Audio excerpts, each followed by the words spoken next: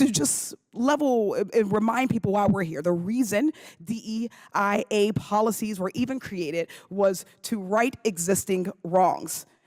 The reality is that we have some members of this committee who were alive during Jim Crow. They experienced segregation firsthand, yet now they're acting like we are suddenly in a colorblind society, that we don't need to codify protections, or that the only victims here are wealthy or the white or the privileged. How easily we forget. But we know statistically that they're not the ones whose communities have been intentionally polluted or targeted by police or the war on drugs. Their neighborhoods have not been redlined. Their schools have not been decimated by racist, inequitable funding schemes that commonwealths like Pennsylvania, my own, are finally recognizing as harmful and attempting to fix. Lest we forget, the reason HBCUs and other minority-serving institutions exist is because we weren't accepted into predominantly white institutions. They are not targeted by how they look or how they dress or how their hair grows. Truthfully, we recognize that this crusade has been going on since, indeed, the passage of the 14th Amendment, if not earlier. Every time black folks or brown folks or women or queer folks or the disabled are able to achieve some semblance of equity, we continue to be demonized or face ad hominem attacks. So we didn't earn our spot, or we don't belong here. To ensure that they can continue to concentrate wealth and power with the few. Thank you, Mr. Chair. Just to pick up where my colleague from Florida left off when he ended, it's not just that we have colleagues here in this committee who are making the claim that too many black folks are getting jobs, but indeed it feels like the entire premise of the culture war that we are seeing against diversity, that we're seeing against equitable practices that might possibly level the playing field, right? That there are too many black folks who are getting jobs, that there are too many black folks who are getting degrees. There are too many black folks who are getting opportunities that were not historically for them. Ms. Wiley, in your opening statement, you said that this kind of weaponization of civil rights law is nothing new.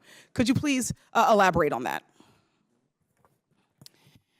Well, sadly, and one of the reasons we have disparate impact recognized by the Supreme Court of the United States is because every single time we have made advancements in civil rights laws, what we have seen is active efforts to skirt them, as well as not paying attention to whether or not someone is qualified for the job that you're hiring. So again, sadly, at every turn, we have been having to fight to protect the gains, even as we can quantify how much it has benefited every single one in society. And because we're talking a lot about race, and I don't want to lose gender in this, going back to police departments. We made real progress, as I said, not just with getting women on the police forces, but that improving the opportunity for white men who were being excluded because of things that didn't have anything to do with the job, like height. Mm-hmm. But it stalled about 20 years ago at 12% women. And even Police Chief Magazine recently has been raising the alarm bell that police departments are utilizing measures of, say, upper body strength that are not necessary to qualify to be a police officer, that may be keeping women off the force. But if we see a stagnation in progress that doesn't have to do with the qualifications for the job, that is telling us there's a barrier that we as a society should want to remove. And whether it's voting rights, whether it's employment, whether it's education or public accommodations, every single time we say, let's pay attention to the people who are excluded, a lot more people of every race, of every background, get more opportunity. And that is what we should all be for.